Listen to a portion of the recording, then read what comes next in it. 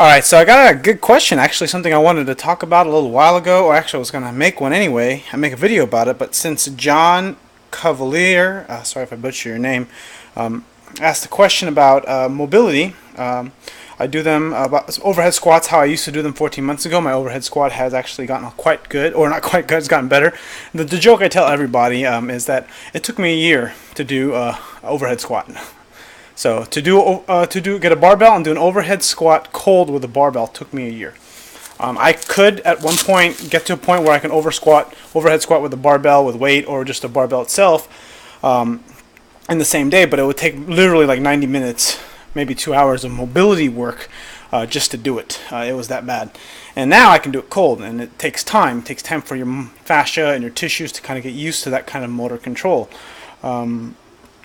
And coming from a perspective of someone who's essentially a broken leopard, someone who's very poor flexibility, that doesn't have, not just poor flexibility, but essentially just general poor athleticism and just not a very gifted athlete at all when it comes to fitness and strength, the overhead squat is essentially, and the main reason, well, at least my knowledge so far, the reason why you want to get good at overhead squats in the first place, we'll start with talking about that piece, is that you have to, the reason why you do them in the first place is because you're trying to snatch, right?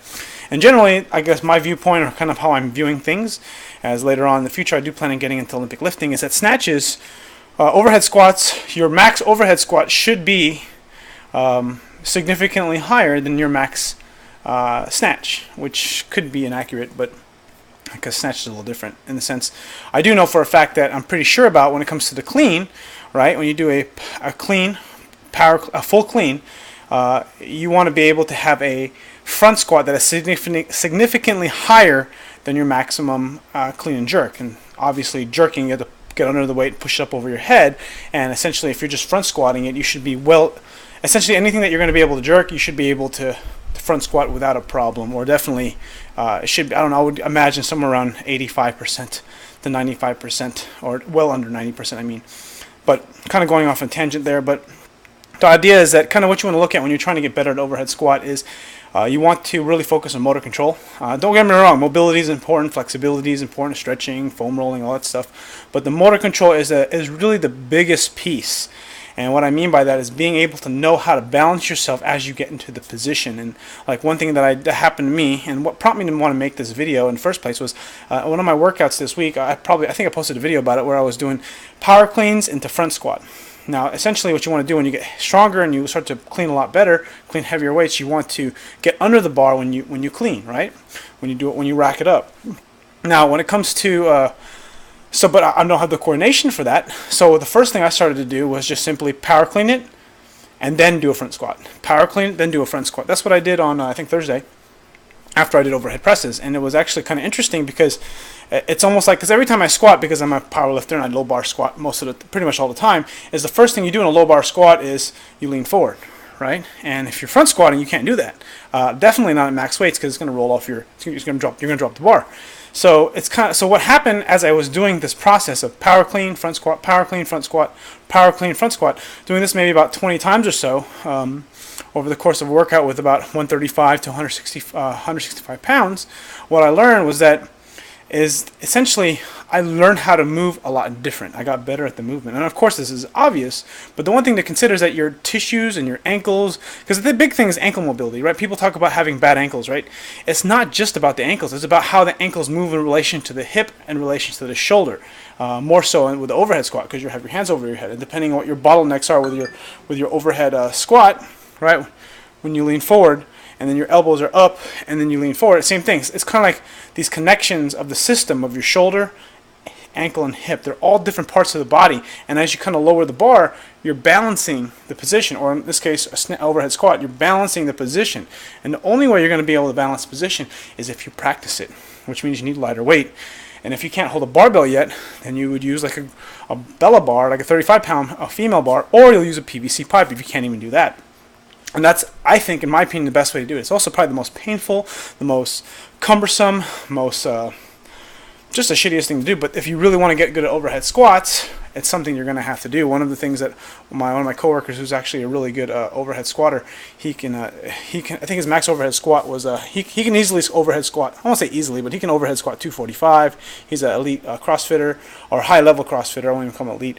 And he can do these movements. He's freaking squat more than me. He can overhead press more than me. I mean, he's a strong guy. So I'm not here to, make judgment on the sports these people decide to play. But I'll say that he is very good at these movements. And why is that? Because snatching is really important in CrossFit. And when you're trying to get good at overhead squats, that's sort of the end goal, I would think. But if you're I just think the overhead squat is just sort of a badass movement, and I think it's an expression of overall human movement. And if you're able to do an overhead squat, it essentially means you can do almost anything when it comes to flexibility. And that's kind of why the ankles, and people talk about having bad ankles, it's not just because the ankles actually have a lot more to do with the feet. You have to strengthen your feet so the feet are able to grab the ground and have balance, because that's a platform for what you stand on your feet, right? That's the base of your support when you're squatting. There's nothing else underneath you other than, your legs, but then your feet are underneath your legs. And those feet have to be strong. You have to have fine tuning with them so that the ankle can move well. So even if you have hypothetically good ankle flexibility, you're still not going to move well if you don't know how to balance. And you think about balance as being on one leg. Well, think about Dan Green, because I watch him squat and I've heard him talk a few times, and he would talk about finding balance. That was sort of the hardest things for him, is trying to find that balance when trying to squat. And that was the biggest part. When you have 700 pounds on your back and you're doing any kind of squat for that matter, finding that balance point is extremely important. You have to be very accurate because the bar is very, very heavy. What else did I want to say? And just kind of connecting to what K-Star talks about in his videos when he talks about mobility and trying to get better overhead squat, is that you got to be able to understand or know kind of what the bottlenecks are. Is it your mobility? I mean, is it flexibility, like the actual length of the tissue? Is it the joint capsule, the joint new distraction? Is it the fascia? Do you need to smash the fascia? Or is it motor control? Motor control is simply learning how to do the movement. Under most circumstances, it's probably all of the above. But what you want to do is you want to do only enough mobility so that you're able to squat down into an overhead squat. So here's kind of how I looked at it. Is one easy way to kind of practice the movement is one way, do an overhead squat with a PVC pipe. Put your hands above your head with a PVC pipe and squat like 100 times. Do that 4 sets of 25 or something like that. Practice that every day. The other way of kind of doing it is having a way to force yourself into position. Now this is a little bit trickier because you need some apparatuses apparati. I'm not sure if I'm using that word right, but what you want to do is, like, when you get, let me see, this webcam isn't very good with like far distance, but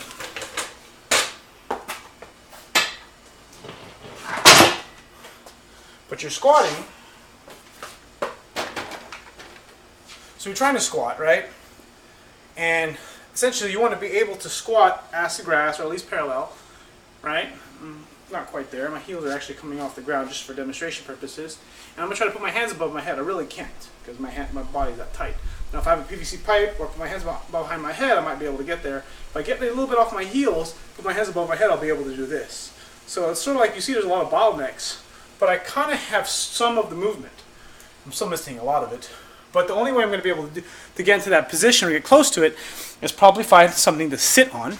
So I can use a band to sit on something, or use a band to kind of help hold me up, or I can sit on a low box like this thing here, right? And I can sit down, and then I can put my hands above my head, right? So I can do an overhead box squat, which I basically just made up a new exercise. So I can hold a band or a PVC pipe, stand up, and then come back down. This essentially will help teach the motor pattern, because a lot of the time it's like throwing a baseball or driving a car for the first time. When you're trying to get into end ranges like overhead squat, you're going to have to push yourself to learn these movements. And when you've never driven a car before, that's why you have an instructor to teach you. But there's lots of stuff that's happening, where the brake is, where the accelerator is, where the what else is there? Stick shift, or the shifter, the lights, all these kind of things. You have all these things, right? All your driving. I mean, all these things you have to remember. You have to know how to pull out of the driveway. You got to look at your rearview mirrors. All these things, and you do this multiple times until it sort of becomes a little bit natural. Same thing with the overhead squat. The first time you do it, if you've never been able to do one, it becomes very it's sort of humbling, because you just think to yourself, I should be able to do this, and then you get frustrated because you underestimate the difficulty of the exercise. And I think maybe it's a little bit subconscious, because in your head it's like, oh man, I should be able to do this, but then you can't. so you give up. And the truth about it is, if you work on it, you can get good at it, but most people don't have the motivation to, nor do they have any reason to. You know, why do I want to eventually get good at overhead squats? Because I want to be able to snatch 225 someday. It's going to take a really long time to get there, because the truth is, snatching 225 is not something that happens very easily at all. Just like, you know, squatting 500 pounds doesn't happen easily. Just like clean and jerking 400 pounds doesn't happen easily. It's all work. It's all the grind. And it's something you got to enjoy. And if you love the challenge, you know, feel free to join in if it's something that you're interested in. If not, you're probably not even listening this far. I hope you enjoyed the video. Click like if you haven't already. Comment if you have a question. And I can talk to you guys later.